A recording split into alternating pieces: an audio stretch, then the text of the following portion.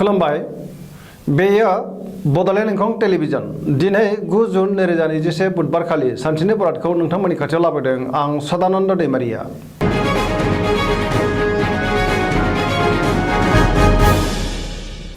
सिगां फरायनो लादों मेष राशि गिबि हांखो अ ल। दिनैनि साना जोबोर मोजां। बबे मोजां आरो बबे गाज्रि बेखौ बिजिरनो रोंगोन। गुबुननि अननाय आरो हेफाजाब मोननानै गोसोखौ दिनै जोबोर गोजोननाय मोनगोन। गोसोनि बोलोआ बांगोन। देहाया दिनै मोजाङै थागोन। अब्लाबो नाथाय जानाय लोंनायाव सांग्रां जानाया गाहाम।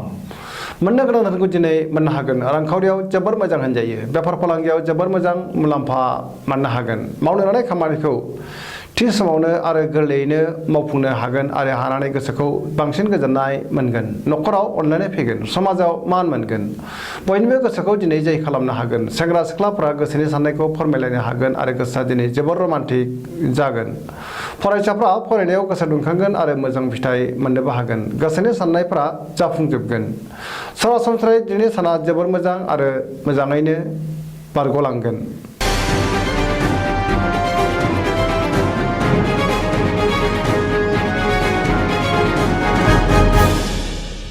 वृष राशि गिबि हांखो इ उ ब।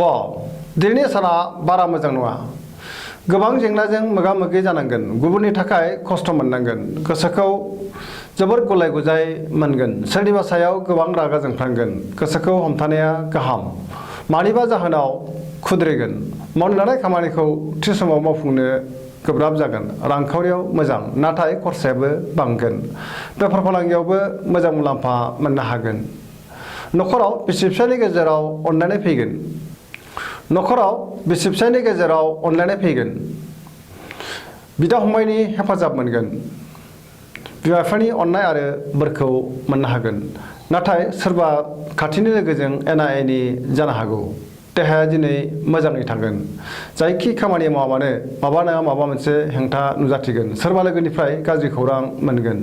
सेंग्रा सिख्लाफ्रा गोसोखौ दिनै जोबोर आला खाला मोनगोन। अदेबानि गोसोनि अहंखाराबो बांगोन। बिमा बिफानि अननाय आरो बोरखौ मोननानै नाथाय गोसोआ गोजोननाय मोनफिनगोन।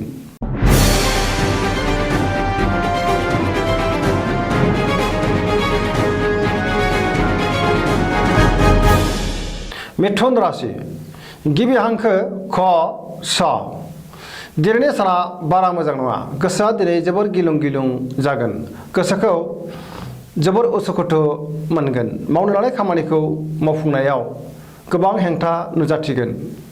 सोरबा लोगोनिफ्राय गाज्रि खौरां मोननो हागौ। देहाया दिनै मोजाङै थागोन। अब्लाबो नाथाय जानाय लोंनायाव सांग्रां जानाया गाहाम। रांखावरियाव बारा मोजां नङा।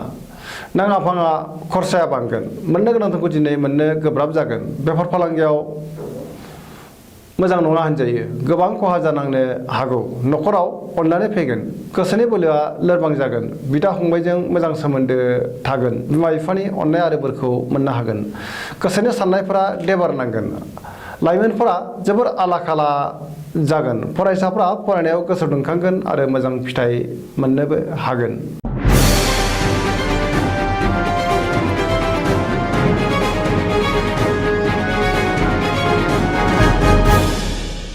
कर्कट राशि गिबि हांखो ड ड ह। दिनैनि साना जोबोर मोजां। गोसोखौ जोबोर गोजोननाय मोनगोन। गोसोनि साननायफोरा जाफुंगोन। मावनो लानाय खामानिखौ थि समावनो मावफुंनो हागोन। रांखावरियाव जोबोर मोजां होनजायो। आरजिनाय धोनखौ दोनथुमनो हागोन। मोननो गोनांखौ दिनै मोननोबो हागोन। बेफार फालांगियाव जोबोर मोजां मुलाम्फा मोनगोन। देहाया दिनै मोजाङै थागोन। अब्लाबो नाथाय जानाय लोंनायाव सांग्रां जानाया गाहाम। पजिटिभ एनार्जिनि गोहोम गोग्लैगोन। जायखि खामानियाव आखाइ होआ मानो मोनफ्रोमबो खामानिखौनो मावफुंनो हागोन। गुबुननि हेफाजाब मोनगोन। न'खराव बिसि फिसायनि गेजेराव अनलायनाय फैगोन। बिदा फंबायनि हेफाजाब मोनगोन। फरायसाफ्रा मोजां खौरां मोनगोन। गुबुनजों गोरोबनो रोंगोन। लाइमोनफोरा दिनै जोबोर रमान्टिक जागोन आरो गावबा गावनि गोसोनि साननायखौ फोरमायलायनोबो हागोन। फरायसाफ्रा फरायनायाव गोसो दुंखांगोन आरो मोजां फिथाइ मोनगोन। बयनिबो गोसोखौ दिनै जै खालामनो हागोन।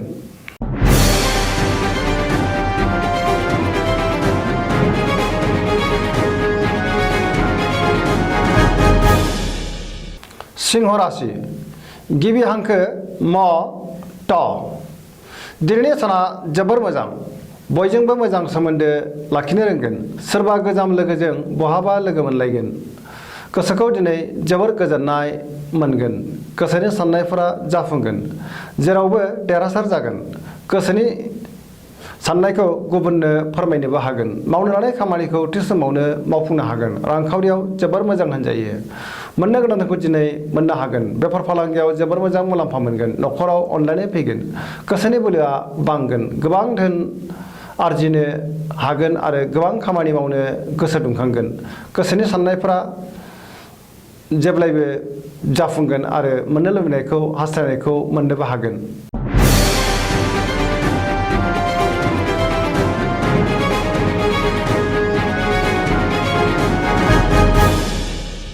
कन्या राशि गिबि हांखो प ट दिनैनि साना जोबोर मोजां गोसोनि बोलोआ बांगोन गोसोखौ जोबोर गोजोननाय मोनगोन सोरबा लोगोनिफ्राय मोजां खौरां मोनगोन गोबां खामानियाव मुखुब थानांगोन समाजाव गोबां मान मोनगोन गुबुनजों गोरोबनानै मोजां खामानि मावनो हागोन आरो मावफुंनो हागोन गुबुननि गोसोखौ बोनो हागोन रांखावरियाव जोबोर मोजां होनजायो आरजिनाय धोनखौ दोनथुमनो हागोन मोननो गोनांखौबो दिनै मोननो हागोन अब्लाबो नाथाय खरसाबो बांगोन बेफार फालांगियाव मोजां मुलाम्फा मोनगोन देहाया दिनै मोजाङै थागोन अब्लाबो जानाय लोंनायाव सांग्रां जानाया गाहाम न'खराव बिसि फिसायनि गेजेराव अनलायनाय फैगोन बिमा बिफानि बोर मोनगोन मावनो लानाय खामानिखौ थि समावनो आरो गोरलैयैनो मावफुंनो हागोन सेंग्रा सिख्लाफोरा गोसोखौ दिनै जोबोर रमान्टिक मोनगोन आरो गोसोनि साननायखौ फोरमायलायनोबो हागोन गुबुनजों मोजां सोमोन्दो लाखिनो रोंगोन गोसोनि साननायफोरा जाफुंगोन फरायसाफ्रा फरायनायाव गोसो दुंखांगोन आरो मोजां फिथाइ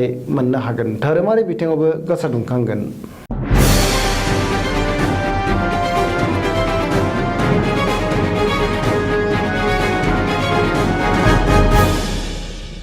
तुला राशि गिबि हांखो र ट दिनैनि साना मोजां आरो गाज्रिनि गेजेरजों बाबेनलांगोन सोरबा लोगोजों एना एनि जानो हागौ गोसोनि बोलोआ लोरबां जागोन गोसोखौ जोबोर उसुखुथु मोनगोन आरो गुलाय गुजाय मोनगोन गोसोनि साननायफ्रा देबारनांगोन मावनो लानाय खामानिखौ थि समावनो मावफुंनो गोब्राब जागोन देहाया दिनै मोजाङै थागोन अब्लाबो नाथाय जानाय लोंनायाव सांग्रां जानाया गाहाम रांखावरियाव मोजां नङा मोननो गोनांखौ दिनै मोननो गोब्राब जागोन न'खराव बिसि फिसायनि गेजेराव अनलायनाय फैगोन समाजाव गोबां मान मोनगोन बेफार फालांगियाव गोबां खहा जानांनो हागौ सांग्रां जानाया गाहाम लोगोफोरनि हेफाजाब मोनगोन सोरबा आगुनि लोगोजों बहाबा लोगो मोनलायगोन सिगांनि आद्रा खामानिखौ मावफुंनो नाजायोब्लाबो दिनै हेंथा नुजाथिगोन लाइमोनफोरनि गोसोआ दिनै जोबोर आला खाला जागोन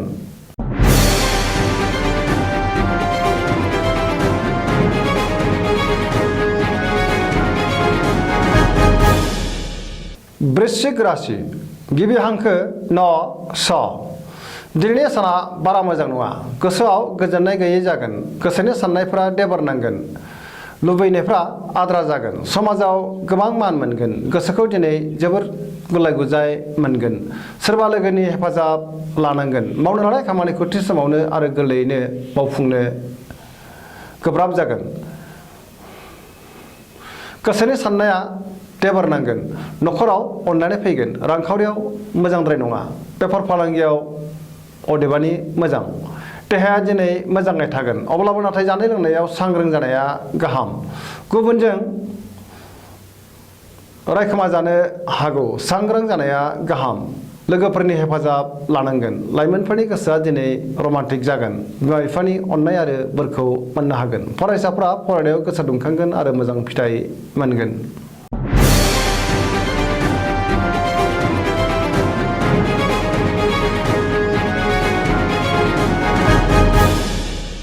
धनु राशि गिबि हांखो ढ फ भ दिनैनि साना जोबोर मोजां गोसोखौ जोबोर गोजोननाय मोनगोन सोरबा लोगोनि हेफाजाब मोनगोन गोबां खामानि मावनो गोसो दुंगोन आरो खामानिफोरखौ मावफुंनोबो हागोन मावनो लानाय खामानिखौ थि समावनो मावफुंनो हागोन सिगांनि बबेबा आद्रा खामानिखौबो दिनै मावफुंनो हागोन गोसोनि साननायफोरा जाफुंगोन रांखावरियाव जोबोर मोजां होनजायो मोननो गोनांखौ दिनै मोननो हागोन बेफार फालांगियाव जोबोर मोजां मुलाम्फा मोनगोन समाजाव गोबां मान मोनगोन देहाया दिनै मोजाङै थागोन अब्लाबो जानाय लोंनायाव सांग्रां जानाया गाहाम गोबां रोखोमनि जेंनाखौ दिनै सुस्रांनो हागोन, न'खराव अनलायनाय फैगोन, फरायसाफ्रा फरायनायाव गोसो दुंखांगोन आरो मोजां फिथाइ मोनगोन, लाइमोनफोरनि गोसोआ दिनै जोबोर रमान्टिक जागोन। सरासनस्रायै दिनै साना जोबोर मोजां आरो मोजाङैनो बारग'लांगोन।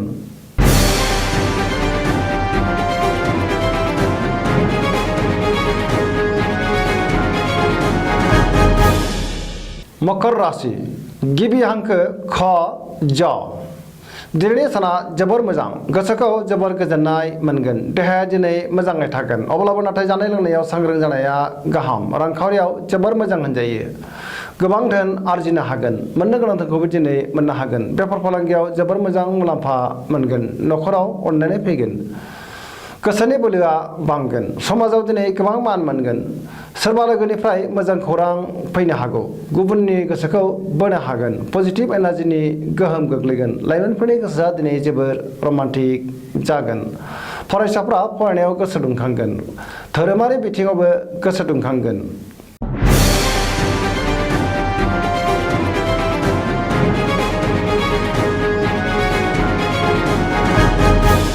कुम्भ राशि गिबि हांखो ग स स। दिनैनि साना बारा मोजां नङा, गुबुननि थाखाय नाङा फाङा जेंनायाव गोग्लैनांनो हागौ, गोसोखौ जोबोर उसुखुथु मोनगोन, गोसोनि साननायफोरा देबार नांगोन, गोसोआव जिंगाया बांगोन, गोबां मोजां मोजां खाबुफोरा आखाइनिफ्राय बारग'लांनो हागौ, गोसोआव गोजोननाय गैयै जागोन, मावनो लानाय खामानिखौ थि समावनो मावफुंनो गोब्राब जागोन, समाजाव अदेबानि मान मोननो हागोन, रांखावरियाव मोजां, बेफार फालांगियावबो मोजां होनजायो, देहाया दिनै मोजाङै थागोन। अब्लाबो जानाय लोंनायाव सांग्रां जानाया गाहाम, न'खराव अनलायनाय फैगोन, सोरबा लोगोनिफ्राय हरखाबै गाज्रि खौरां मोननो हागौ, गोसोनि साननायफोरा देबार नांगोन आरो जाफुंनाय नङा, लाइमोनफोरनि गोसोआ दिनै जोबोर आला खाला जागोन, गोसोनि साननायखौ गुबुननो दा फोरमाय, नङाबा गुबुना गोरोन्थि बुजिगोन।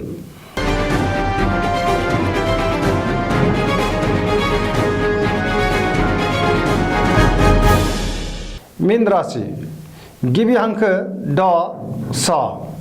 दिनैनि साना जोबोर मोजां, गोसोनि साननायफोरा जाफुंगोन, जेरावबो देरहासार जागोन, गोसोखौ जोबोर गोजोननाय मोनगोन, गुबुननि हेफाजाब मोनगोन, रांखावरियाव जोबोर मोजां होनजायो, बेफार फालांगियाव जोबोर मोजां मुलाम्फा मोननो हागोन, गोसोनि बोलोआ बांगोन, गावनि गोसोनि साननायखौ गुबुननो फोरमायनो हागोन, देहाया दिनै मोजाङै थागोन। अब्लाबो नाथाय जानाय लोंनायाव सांग्रां जानाया गाहाम, न'खराव अनलायनाय फैगोन, मावनो लानाय खामानिखौ थि समावनो आरो गोरलैयैनो मावफुंनो हानानै गोसोखौ जोबोर गोजोननाय मोनगोन, जायखि खामानि मावामानो दिनै सांग्राङै मावफुंगोन, लाइमोनफोरनि गोसोआ दिनै जोबोर रमान्टिक जागोन आरो गावबा गावनि गोसोनि साननायखौ फोरमायलायनोबो हागोन, फरायसाफ्रा फरायनायाव गोसो दुंखांगोन आरो मोजां फिथाइ मोननो हागोन। सरासनस्रायै दिनैनि साना जोबोर मोजां आरो मोजाङैनो बारग'लांगोन। दिनैनि राशि फरायथिनाया एसेनोसै, जोबनायाव बेखौनो खावलायो जाहाथे नोंथांमोना सानफ्रामबो जोंनि बे बड'लेण्ड इंखं टेलिभिजनखौ नायबाय थायो आरो साबस्क्राइब खालामो। एसेनोसै, गोजोन्थों।